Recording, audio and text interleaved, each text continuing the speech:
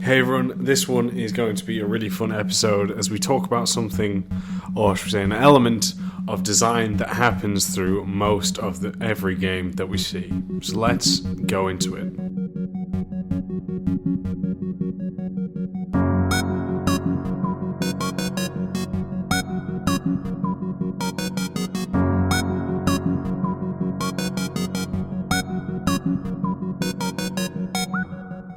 Hey everyone, I hope you're well, playing and or making the games that you all love. You're joining me, your host, Max Pez, and it's an absolute pleasure to be sitting here and chatting to you amazing gaming gurus out there.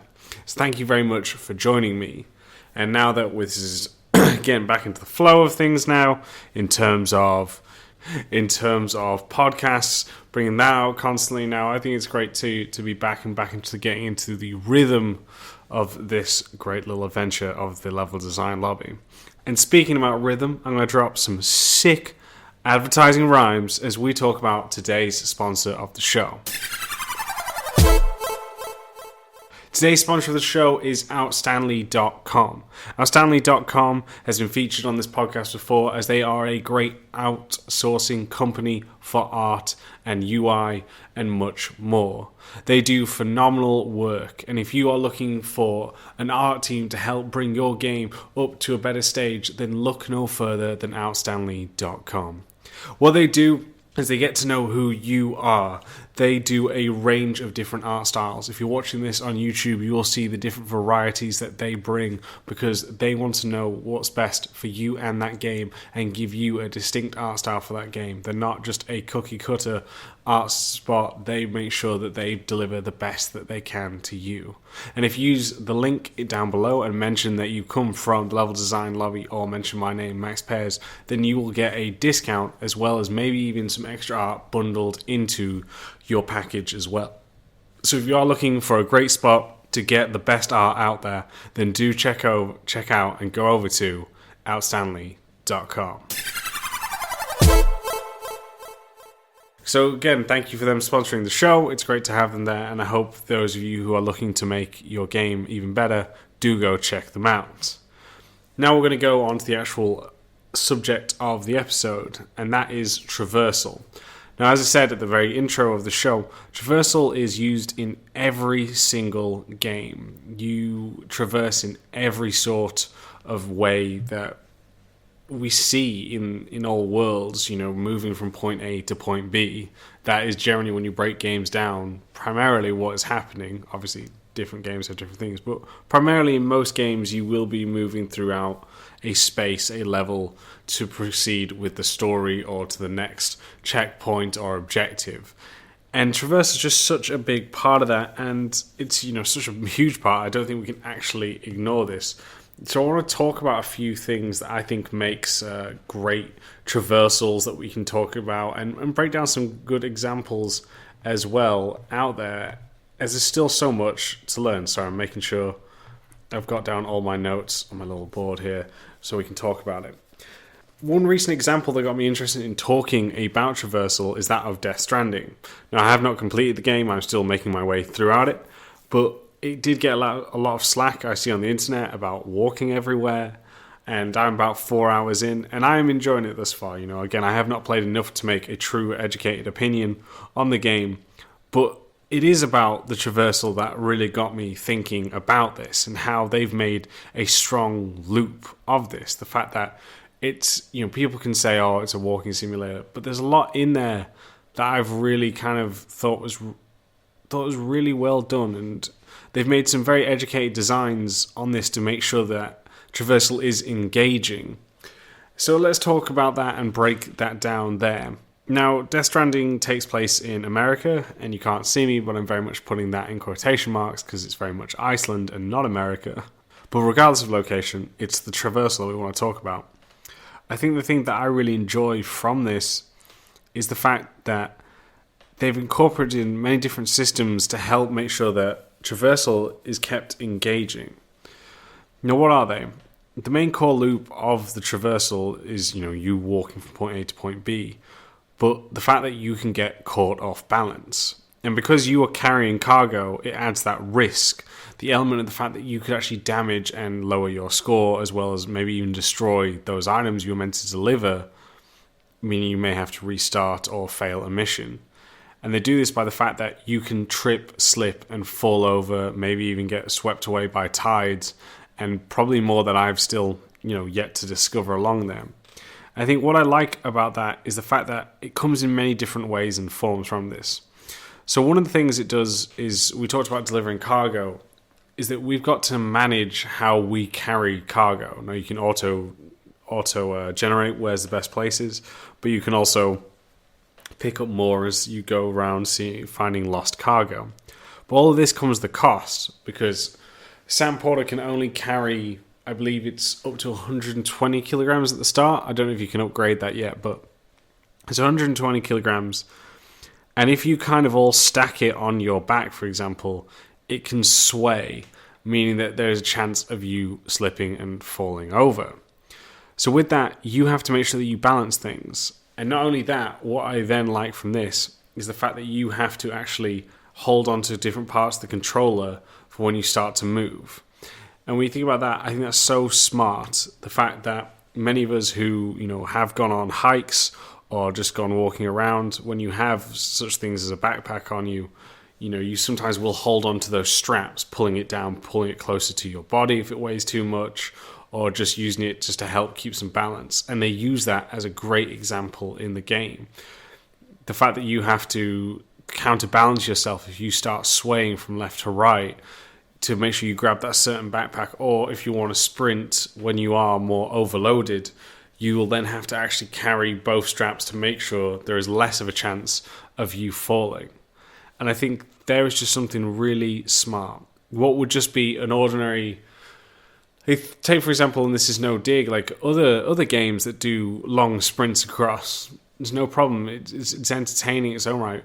But here's now a strategy. You have to think, is it safe to sprint? Am I able to sprint? Or am I going to actually be a risk to myself and to the cargo if I keep moving this way and I'm overburdened with this extra weight? And I love that whole loop through it. Now, that doesn't just come from your weight management. That ties in with the cargo, with the delivery, which goes in with the overall story and theme. But it's next how then you can actually slip up in certain parts. If you're trying to climb or you kick into a rock when you're sprinting, that can knock the player off balance. And again, the player has to control that by grabbing their backpack cargo straps and make sure that they are able to catch themselves before they actually fall. And all of this, if you get onto slippery surfaces near that, say, of I'm trying to think, a bank of a river, you can actually slip over. Again, rocks, if it's been raining as well, can cause that effect. I think that's a really nice one too. Again, just it keeps everything so engaging. And when you think about yourself, when I mentioned going on hikes, you can slip, you can fall. How many times have you fallen on your backside? I've fallen over more times than I'd like to think, and I'm sure I've made many people laugh going on my back. It can be quite funny. But in this one, it keeps you engaged. It makes the world almost feel more realistic. The fact that, we can't sprint everywhere, unlike some games, but we also can't always find our footing, especially in a more kind of wilderness environment. And I think that just, again, keeps that grounded in realism, has a little loop within the gameplay itself, links in with other elements, such as we mentioned before, cargo, and all of that comes into Traversal. Now, when you start to actually break that down versus the level design, now again, I've only seen the first 4 hours of it, so I don't know everything about it, so take what I say with a pinch of salt here, please. But when you put that into perspective of the level design, which it is much more of a, at the beginning areas, more kind of open. It has certain hilly sections which you have to climb up, some rivers that you can use your ladders to get across. But what I think is interesting with that is that all of the entertainment, all of the thought process comes from the fact that you have to manage and make sure that you don't slip through that loop, that you have to keep your balance, that you have to make sure that you've got the correct boots on. As we said, if you wear them away, then that kind of destroys your grip as well. All of these things here start to add up. And as I said, the level for the first 4 hours is just quite open. There's not much in terms of, it doesn't feel like crafted to lead in certain areas, and again, that's not a dig. I'm saying it feels much more, and I believe there's a reason for that ties in with the story of, America is in ruins, everything's not connected, there's been, huge explosions, obviously destroying the entire country and world, so that, again, it's focusing and teaching you by having a much more kind of flat area. The player feels, or they can let the player experiment and make sure that they learn, and in that big kind of open space. So I think that's an interesting one, is how they've made their level design, their environment, much more of a safe space in terms of it being more flat than probably further areas in the game versus that. And we'll talk about other games which break up level design slightly different to it.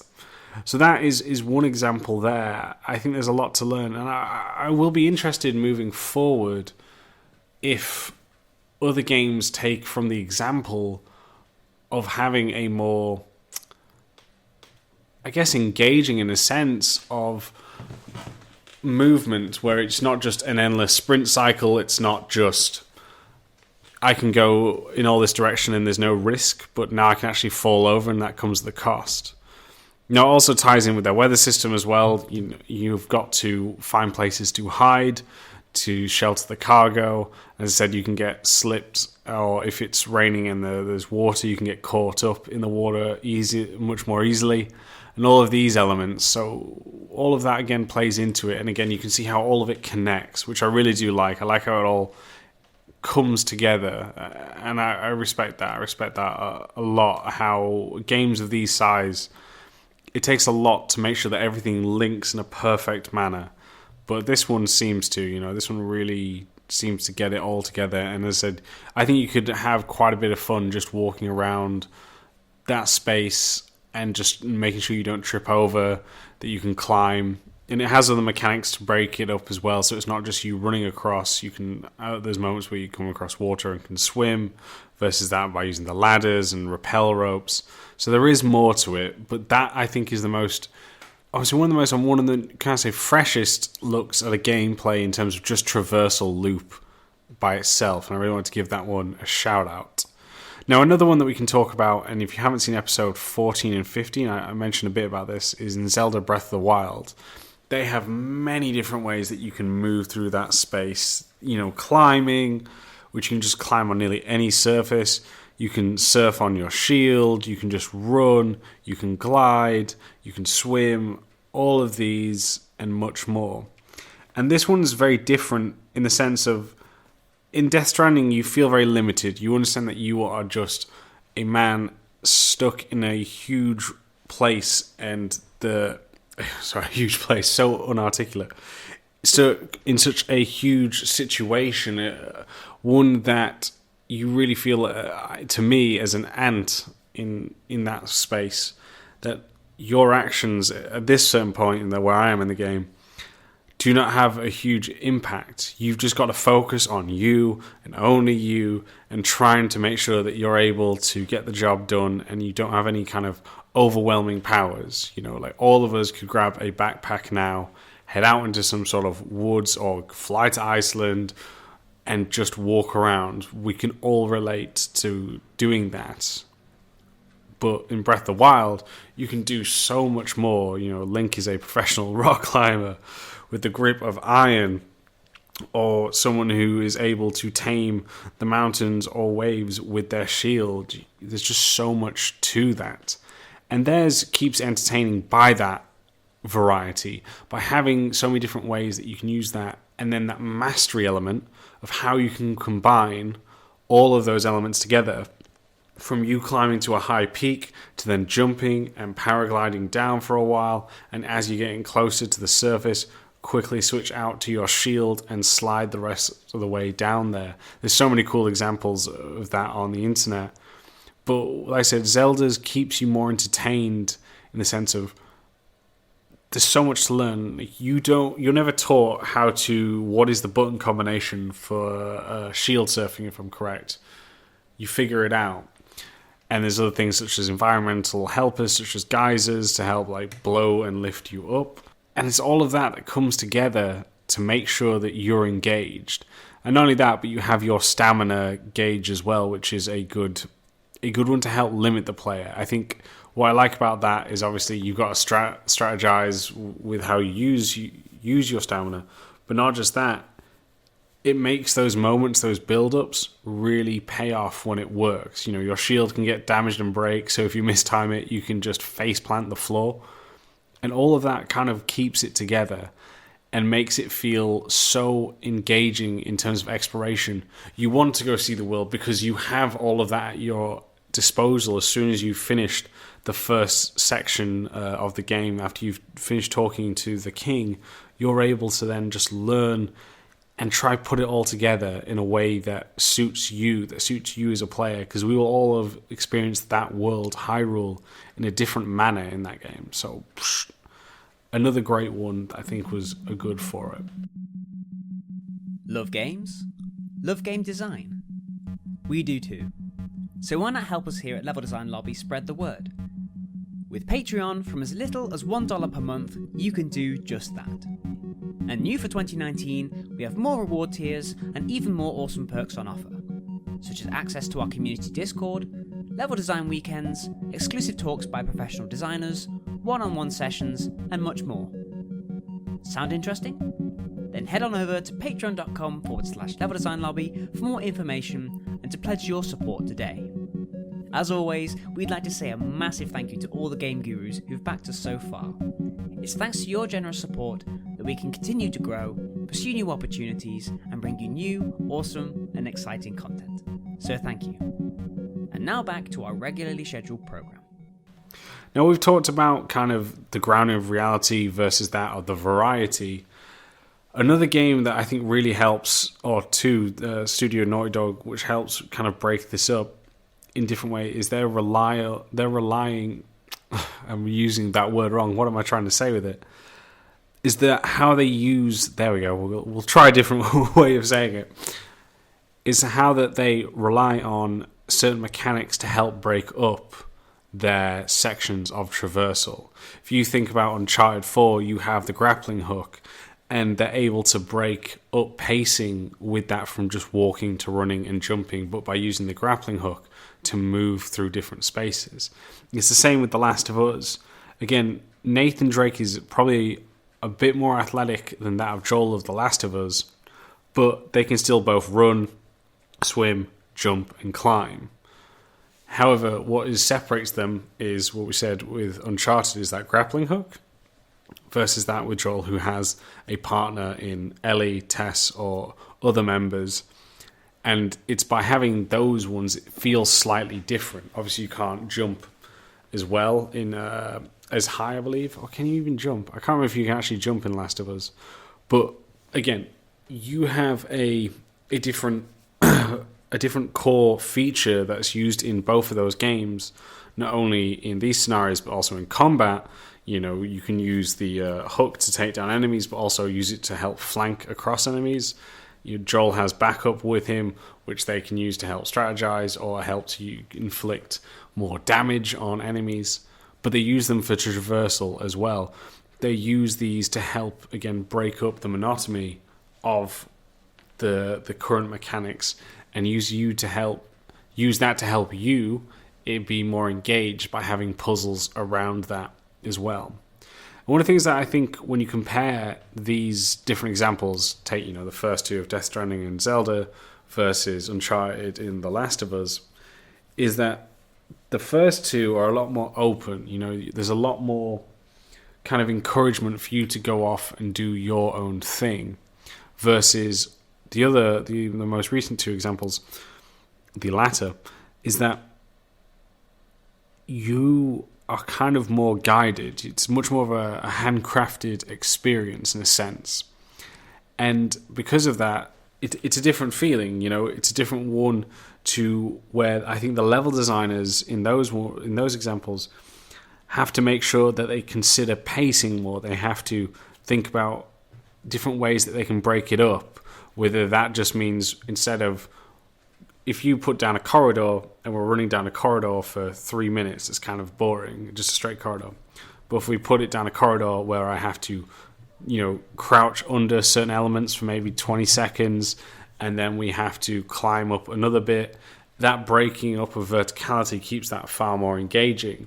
So they have to consider more pacing and placement of those mechanics versus that of the first two, which feels more systemic. And all of this ties into their the core pillars of the game. Now, I'm not saying one's better than the other. I'm just saying what's also great about Traversal, and I think this is one that needs to be considered, is what is the core pillars of your game? What is it that you want to help express with this? For exploration, Zelda gives you so many ways to explore that you want to go do that. But if you want to kind of slow down the pace, then you have that loop of Death Stranding where the slightest trip, and if you don't pay attention to your footing, it can cost you something. All of them tie into their core pillars, which again is brilliant. And don't just think about adding these examples we've just talked about here for the sake of adding examples. Think about it in how does it actually tie in with your game. Another one that I think works so well with it is when you take a look at Super Mario or just Mario in any of his games versus that of Captain Toad or Luigi's Haunted Mansion 3. Now in the Super Mario games, Luigi can actually jump higher than Mario, yet they don't want that to be the focus of the game. In Luigi's Haunted Mansion 3, you can't even jump at all. That feature is removed. So you can instantly feel the contrast between the two characters. And it's things like that which you should think about with your traversal. We've just talked about great ways to help encourage emotion. And obviously these are such smart techniques just in general. But I think you need to make sure it carries on and ties in with your core pillars. So think about that when you're making your own. Because I also think another thing that's important about Traversal is how characters move. There's a great quote in Starting Point from Hayao Miyazaki's first book. Is he says, I think it's the walk or the run cycle is the hardest cycle to do.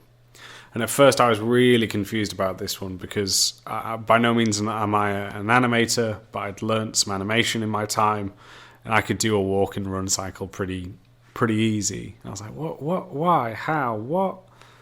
And then it wasn't until after just sitting on that and thinking about it more that how correct he is that how do you express yourself? How do these emotions work? And I think that's sometimes one of the most hardest thing in video games is how do those animations help to tie in with what we just mentioned, the story and the mechanics of it.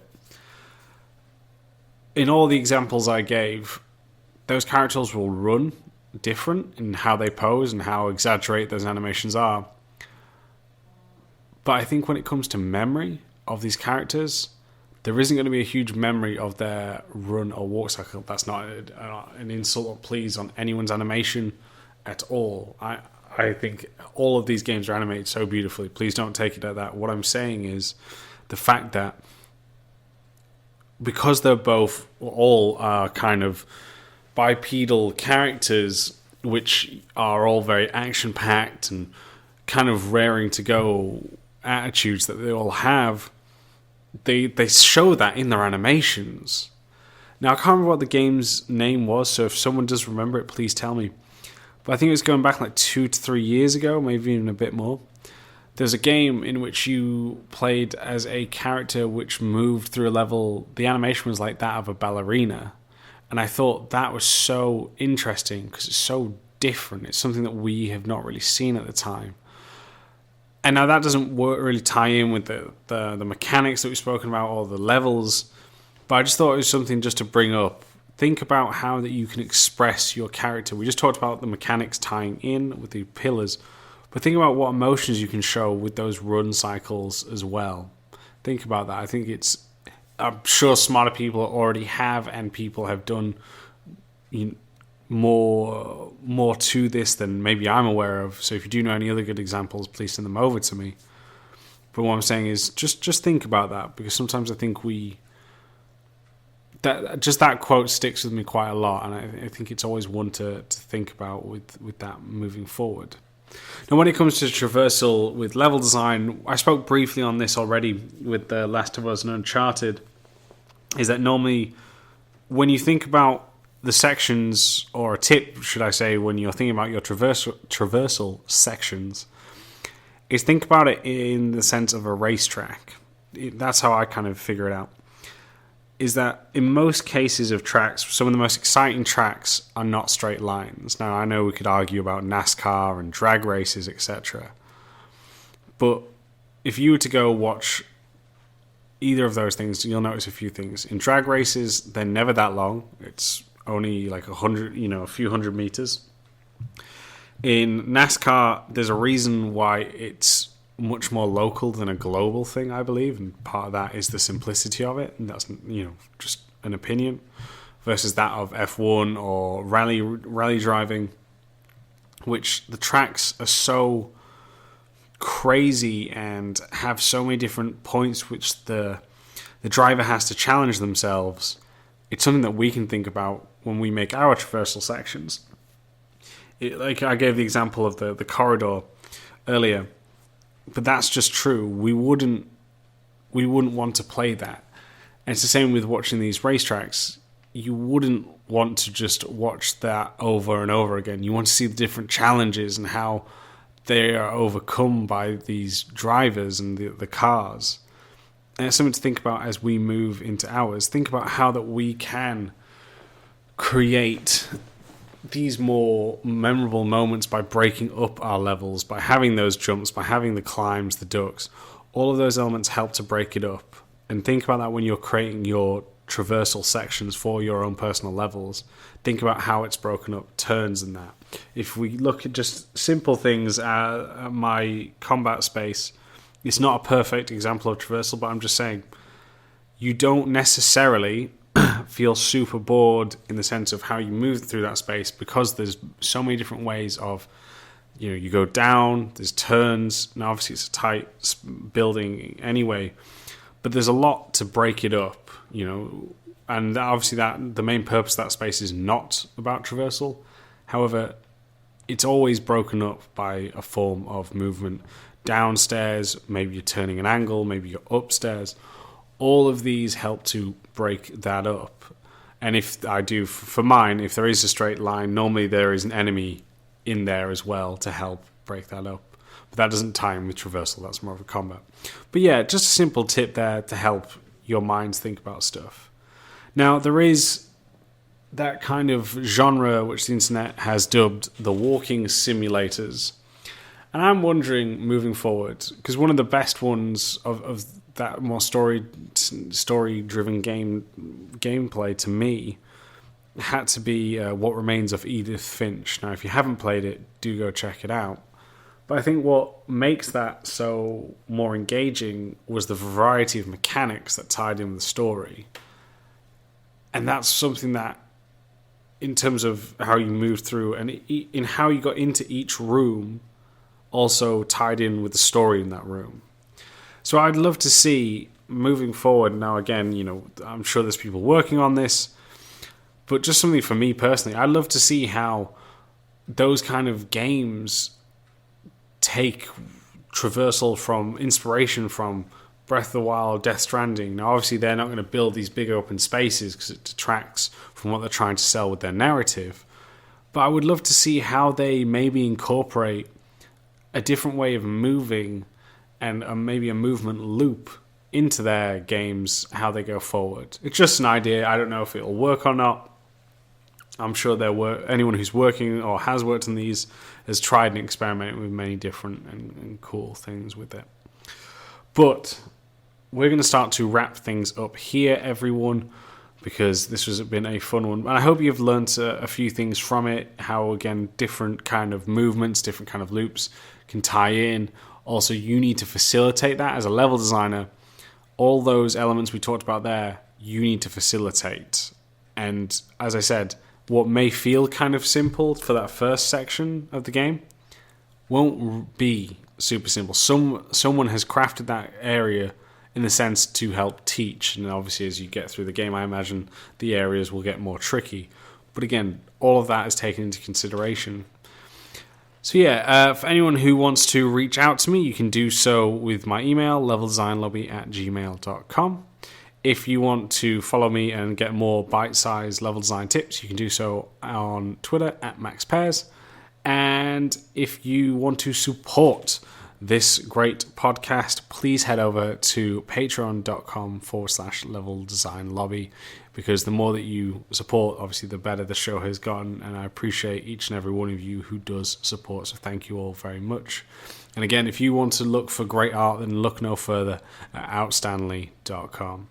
Alright everyone, take it easy. I hope you've enjoyed this one. This feels a bit more of like a kind of a babbling one, but it's a one that I was thinking about, and I think there's a lot to just take away from all of this. So everyone, take it easy, and I'll catch you all next time.